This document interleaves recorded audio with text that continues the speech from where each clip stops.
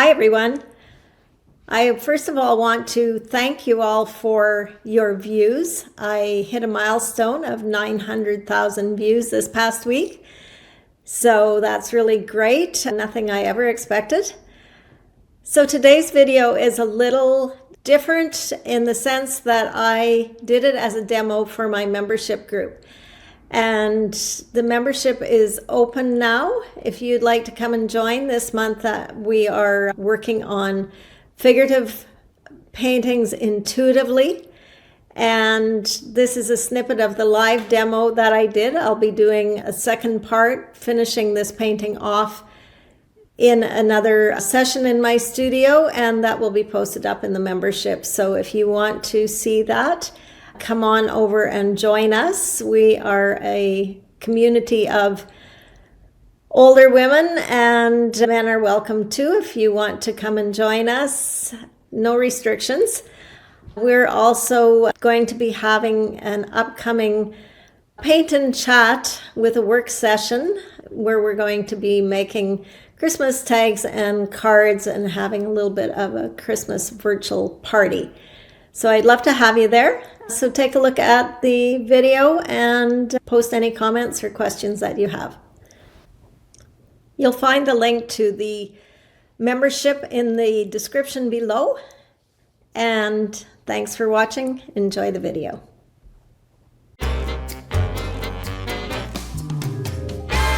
Like I was saying, the first thing I saw in this was actually the feel of buildings. And I think that's because I did the scraper a lot on here. So I ended up with some square kind of angular marks, and also used a brush that was probably a square flat, like a flat brush. So what I've come up with is I thought, I've got this city, and I could have just put people in the city, but I thought, what about musicians in the city? So I've decided to do some kind of like busker bands, or the jazz fest outdoors when they set up on the street corners and stuff like that. So that's what I am attempting to do here, and I've chalked it in.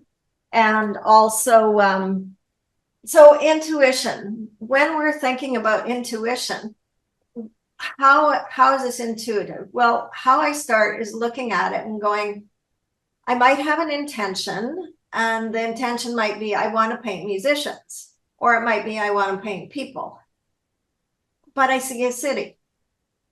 So it's like, okay, well, I could have a city, and then where do the people come in, and can I find some people in this? And so I looked at it. I also looked at my sketchbook and came up with something between the two. And one thing that came out is this right here, is this hat was totally from my underpainting. I got that totally, and then sketched in the rest of these people. So a singer, a sax, and a keyboard. And I haven't done a keyboard before, so we'll see how that goes. But I chalked this in, and so what next? There's lots of things next to do, but I want to get rid of some of the pattern and start bringing out the shapes of the buildings. And there's two ways I could do that. I could use opaque paint and cover it over. That's one thing I could do. I could also use more of a transparent paint and leave some of that, but change the coloration. So I'm going to start with that. I might change later on, but I'm going to do it dark as if it's nighttime and the buildings have light on them. If it doesn't look good, I always can go back and make it a blue sky day. So sometimes I like to err on the side of leaving as much as I can for as long as possible, because once you let it go, can't get it back. You can add more, but you can't get back what you had. So when I look at what I have here, it is a crazy palette, but I do have primaries because I always work on primaries. So there is yellow and red, and I've got some ultramarine blue. I've got teal as a bonus color. It looks like I threw in some kind of magenta color here. There's a lot of different colors, but I'm not worried about that because as I work, it will unify itself, and a lot of that will leave.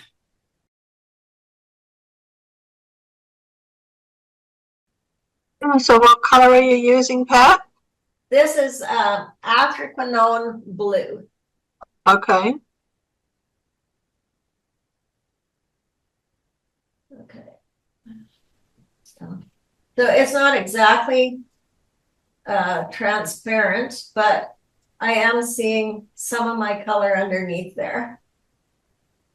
So you're going to make adjustments to your sketch as you go as well. So I'm going to say, I'm going to put a building here as well.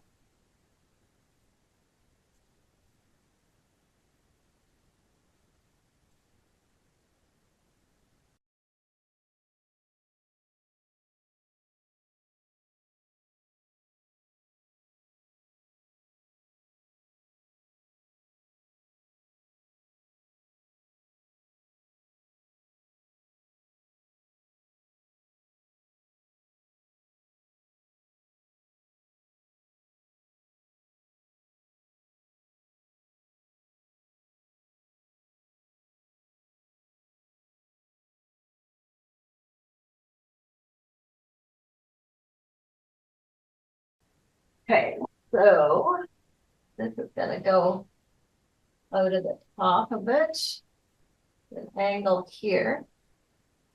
And what will I do here?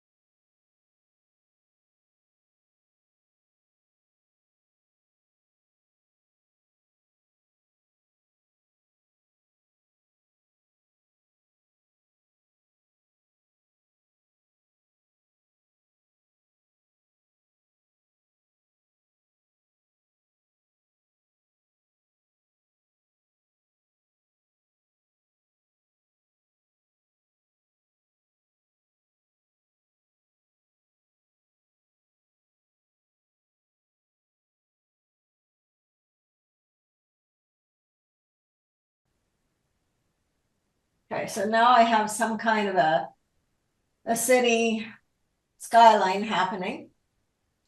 And I'm feeling like I want to ground this at the bottom as well, just so that they're not all floating. So I think don't necessarily want it to be exactly the same, but I'm going to do some color down at the bottom. So maybe for that, I'll do some ultramarine.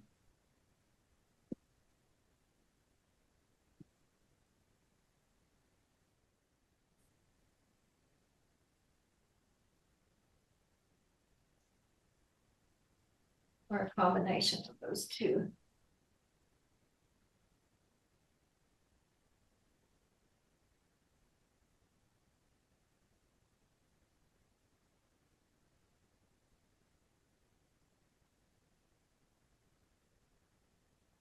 I'm trying to leave my chalk drawing to some degree. So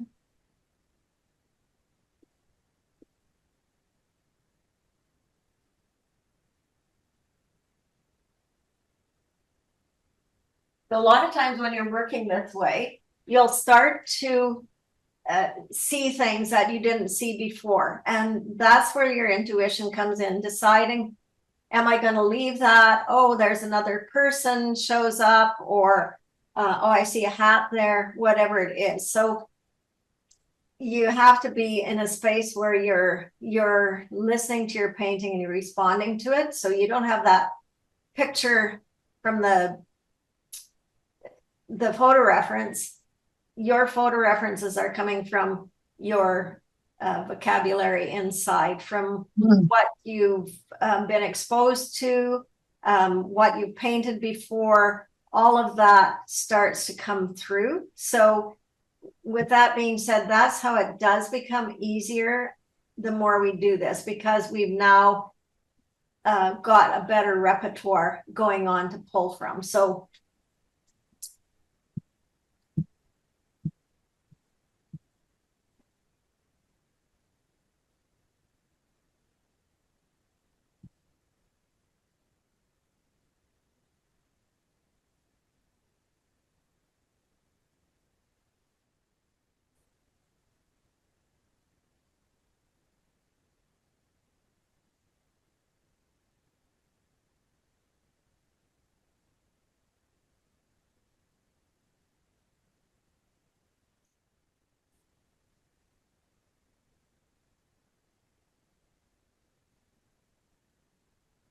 starting to see them pop out a little bit.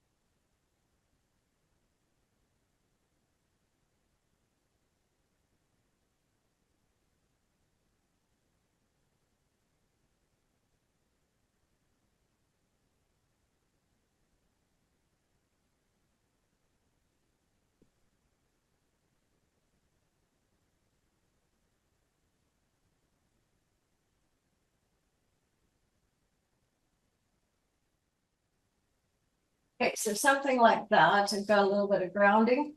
So now I can go back in and start working on the figures.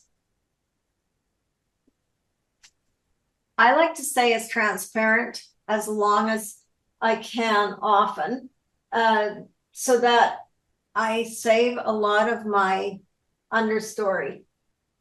But there comes a point where you do have to use opaque in your work just to hide some of that, because we want to end up with both flat and patterned areas. And we can add pattern back in after as well, but we still want some flat areas. That's an important part of it. So let's see where we go. Bring a little bit of yellow and start enhancing this fellow a bit. And he might not end up staying yellow, but just so I can see better his shape.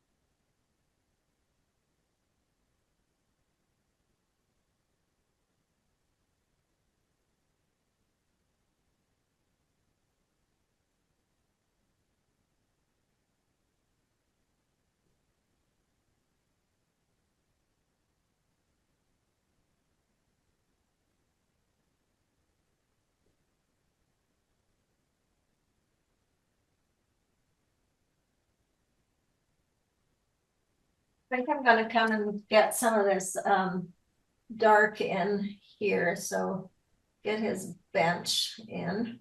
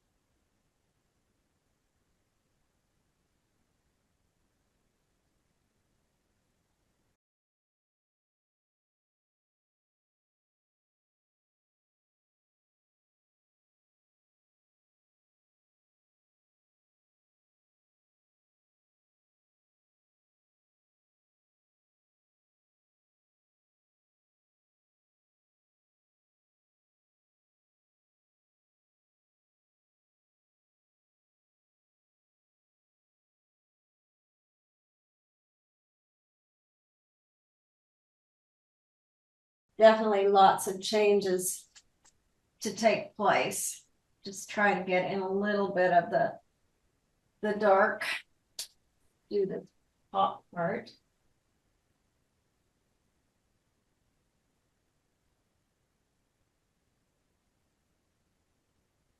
I'm going to paint her hair in red for now.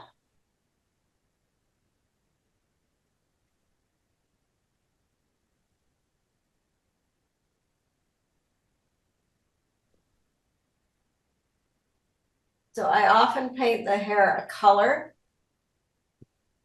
so that there's some relationship to the color after. Instead of putting it on top around the edge, when I paint her hair out, there'll be an edge of red, and that's gonna connect with the dress. So this is more opaque cad red.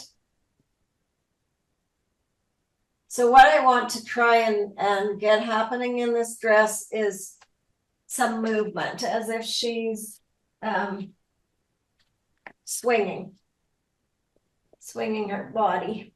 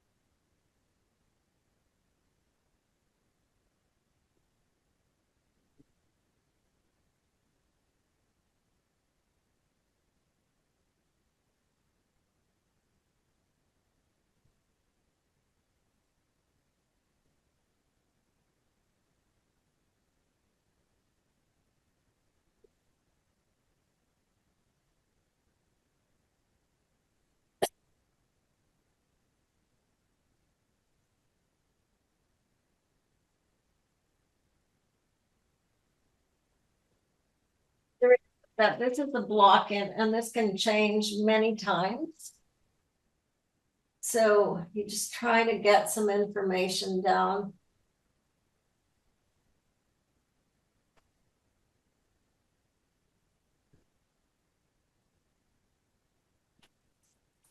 So that looks a bit wonky right now, but I'll fix it as I go. So I think I'll put some dark on this patch here.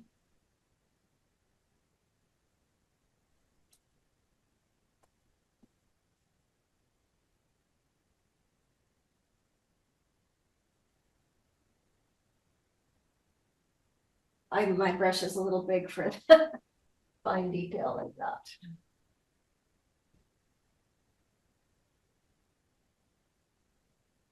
Okay, so I can go back and start working some on the buildings as well.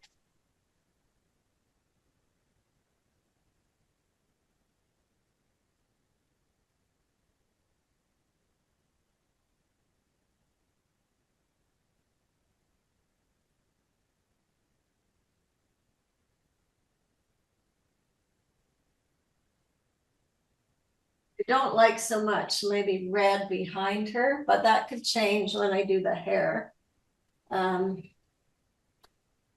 Sure about so much of that. But in any event, I'm going to go over here.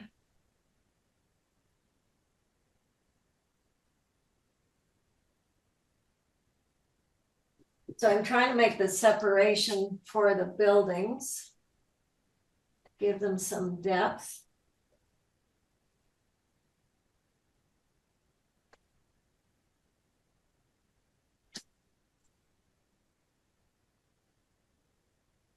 Without killing everything. So I don't want to lose everything yet, even though they might change as I go. I want to try and leave some of their background random.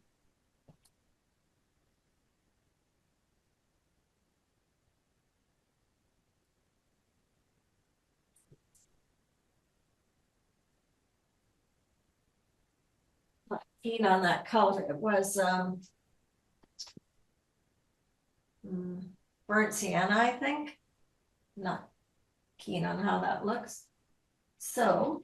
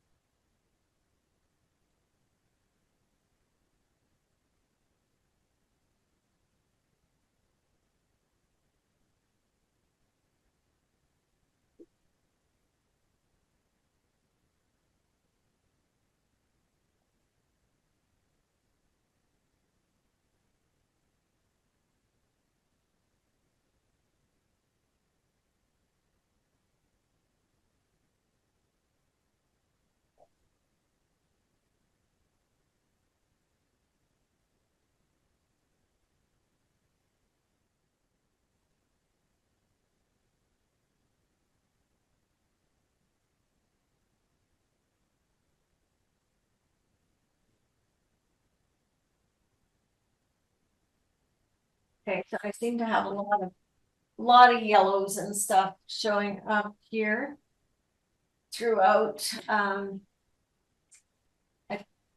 feel like I need some more solid color. So I'm gonna go with some teal.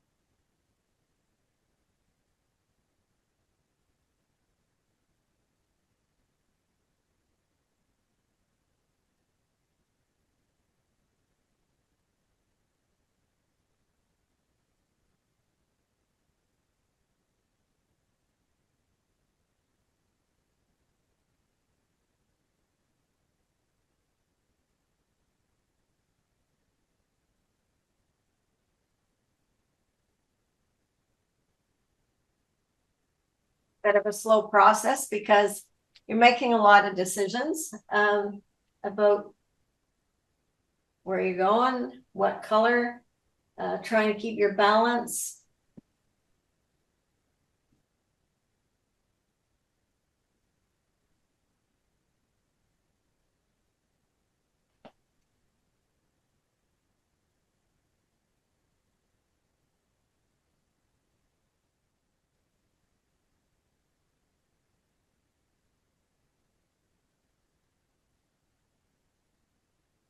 I think getting a little bit of lighter tones in here to indicate some skin, some faces.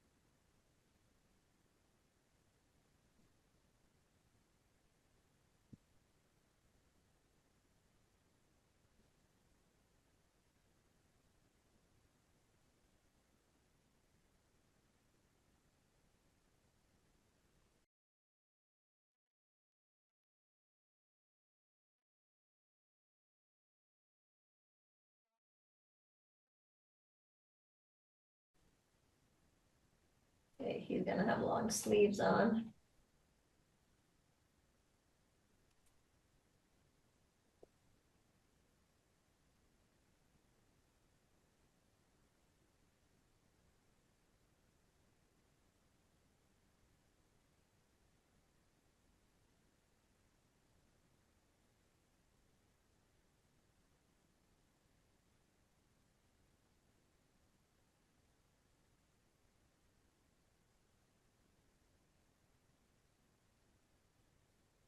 You can see the first go round, things are pretty crude. And I'm not worried about making them perfect. I'm just worried about kind of getting my placements so that if something looks wrong, I have spent a lot of time, I can make adjustments. So this is where that you'd want to check, like, are my arms too short? Is my head too small? Is my head too big? Is my head too round? All of those things so that you can adjust it as you go. In and give her some darker hair.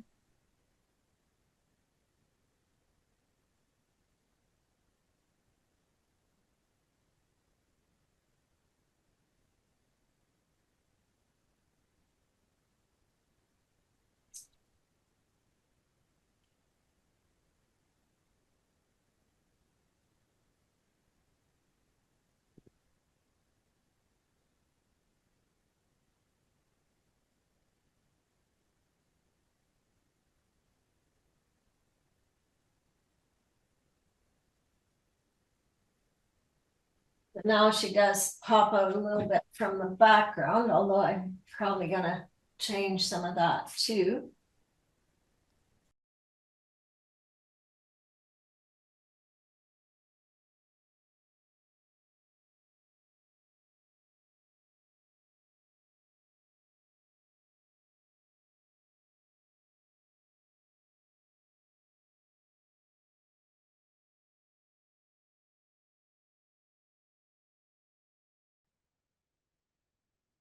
Why don't you try that pink? Okay. The pink that's in the saxophone. Yeah, in there. With that, like, did you ask about the hat? The hat, the pants. Okay, so you want a pink hat? Okay, Well, I don't know. let's I'm try just that. looking at other colors around there, what would work with it. Yeah, Unless you put the ultramarine blue up there. right. The ultramarine. It would give a bit of a connection. It would, wouldn't it? It would. Maybe that's the right choice. Okay, vote. Should we try the pink hat or the ultramarine? I think the ultramarine. I do too, but the more I think about it, because I think the pink might get too lost with the background. I think, Yeah, I think, maybe that building needs to have some more pink in it on the background. yeah, this pink, this magenta, Oh, okay, yeah, or this that would pink, be. or this pink. Yeah, well, maybe a combination of both. Yeah. Do you paint the like the dimensionality of the building, Uh, or are you more abstract than that? yeah, You know, probably more abstract. I mean, I probably put some windows in right, to give it some indication, but yeah, I mean, maybe a little bit of dimensionality with some of them. Yeah, but I like to leave it fairly abstract. right. Yeah, that's good.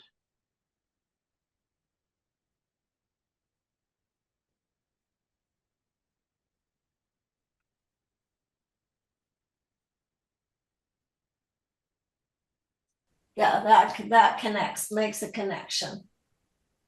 Might have to change the shape of that. Looks a bit wonky.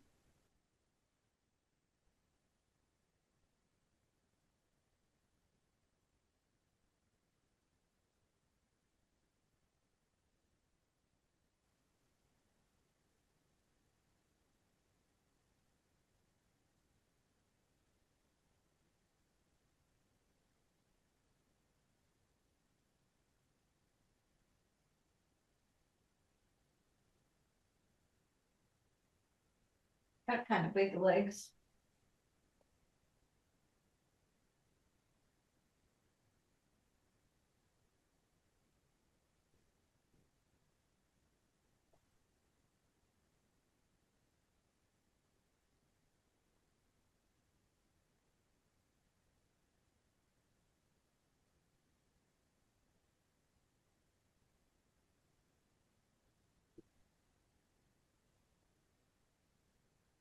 Okay, so maybe now I'm gonna come over and work on the saxophone a bit. I'm just cleaning my brush here.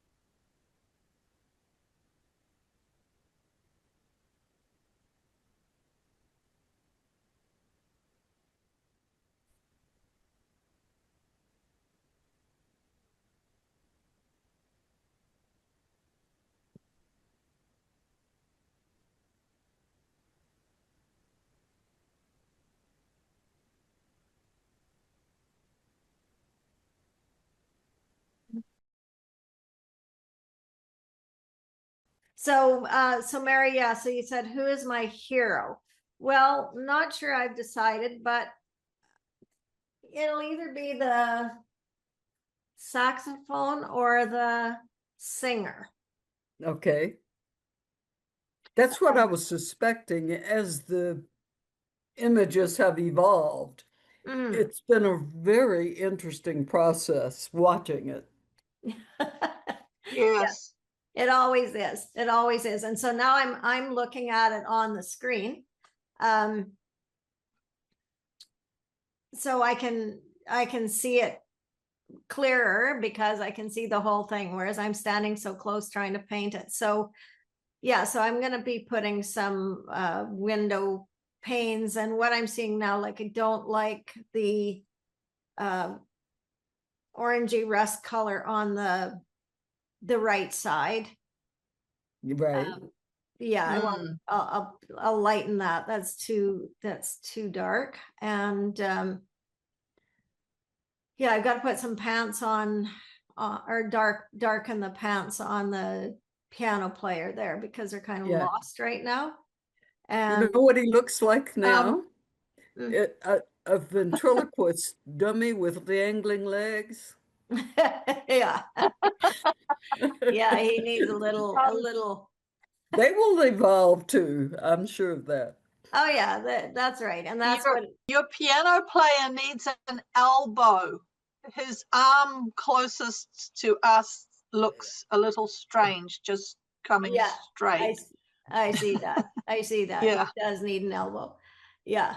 Okay, so we can make that happen. And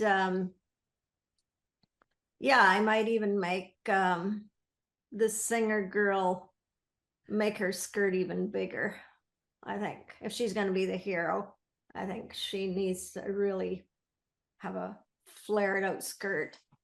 So yeah, so this is what it's about, is constant analyzing and changing, because now I've kind of got it blocked in. And so it's Right. yeah, where do we go from there? So we start Yeah. looking at what we like and what we don't like. And I'm not fond of this, so I'm going to take it down, take the value down. Mhm. You know, what you're doing could be applied to any painting. Like just thinking yes. about values and that, like it could be applied to a landscape. Absolutely. This is the yeah, thing, understanding the rules, shall we call them, right. lands of value, shapes. Those are really important to have the variety, pattern, understanding, Yes. the repetition of things. So my underpainting in this was, it had fairly good repetition for just scraping the brush off, but I do actually think about that when I'm making my messy backgrounds. Even if I'm just my brush off, I am thinking about where I place it, so that Right. I have it very random and have the colors running through. Right. So, you know, I like some of this teal and orange and magenta happening in the background. And I don't necessarily want to lose that energy. So that it's always a struggle to keep some of the background, because you keep making adjustments and changes, and before you know it, you painted it all away. So yeah, that's what I do. well, I do too. So let's take this down. We got a few more minutes here. Be the right color either. Mm,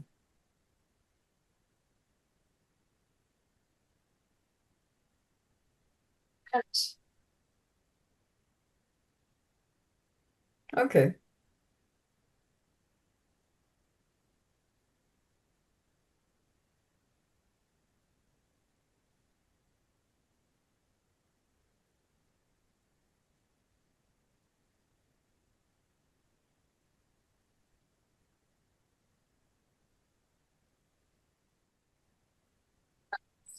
Pretty plain and straight right now. I'll have to mess it up a bit.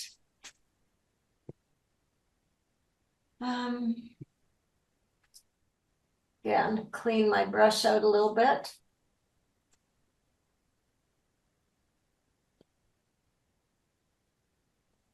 Oh yeah, change the arm on that guy. Oh,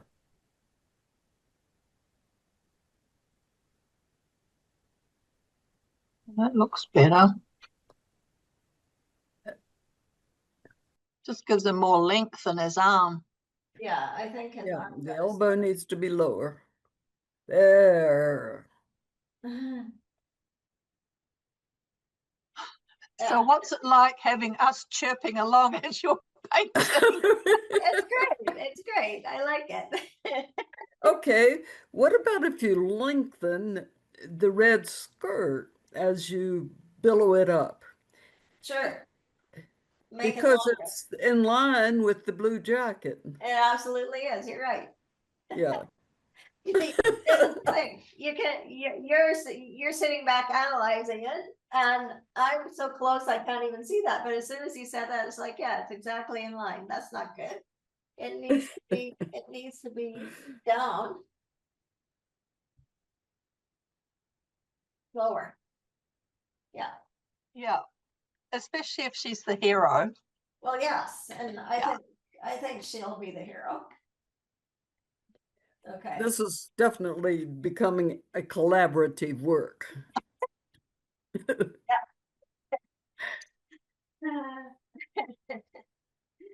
It's like some of those painting challenges where they somebody starts it, the painting, And Yeah. you pass and it then you around. pass it around. Yes. Yeah, I've done that before and it's really interesting. Yeah, yeah.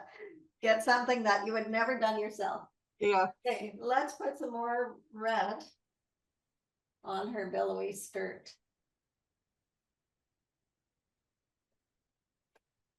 Oh, yeah.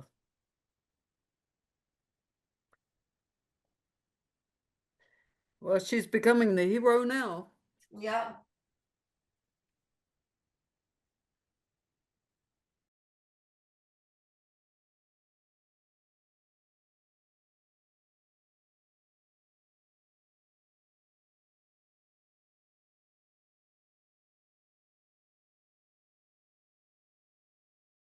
That looks great. Yeah, I mean, I'm probably gonna take that out now, this thing at the top, and yeah, I'll modify her a bit more, but that gives us the feeling of the length now. Yeah. So it's definitely, and Yeah. that's something to always watch for, is things Uh-huh. that line up too much. We want to make sure we have ups and downs, and things aren't all lining up. So yeah, so that's much better. And yeah, so I'll have to paint his arm in. So would you do something, Pat, like use a stencil in this and something like this to bring pattern? Yeah, absolutely. So Like I I'm could bring- thinking windows. yeah, I could use or a stamp, either or a stamp or a stencil. And Uh-huh. also maybe bringing pattern back onto her her dress, her skirt. yeah, Uh-huh. because it's quite plain now. So sometimes when we flatten something, Yes. we give a flat area, but when we add pattern back to it, we still have the flatness, if that makes sense. We don't have all the mottling. Yes. Yes. So that can Uh-huh. work very well. So probably will add some pattern to her skirt to make her a little bit more dynamic than just a flat skirt, right? Yeah. Can I share something I've done Yeah. with a full skirt with fabric, putting pattern on it? I will put strips of artist masking tape showing where the skirt, you know how a skirt folds Yes. and it's full. So I'll put strips of masking tape and put pattern and then let it dry. And then I do the pattern part where the tape was and put the tape back over what I just did so that you get this look of dimension. Right. So that it's full. Right. You know what I mean? Yeah, so that you get the feeling of yes ripples, kind of. yes Yeah, right. So the pattern's not just flat. Uh-huh. Yeah, cool idea. Thanks. Oh, you're welcome. This is how we learn. We learn tricks and techniques from each other, and exactly. Yeah, we grow our toolbox that way. So yeah, very good.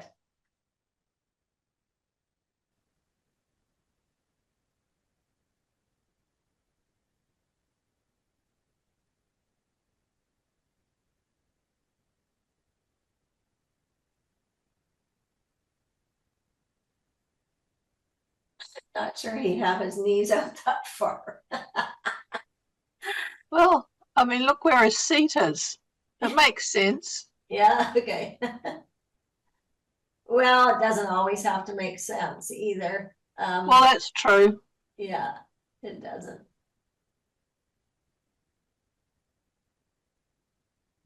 Yeah, that looks good. Well, yeah, he needs a bit of adjustments, but at least he looks like he's wearing bedroom slippers.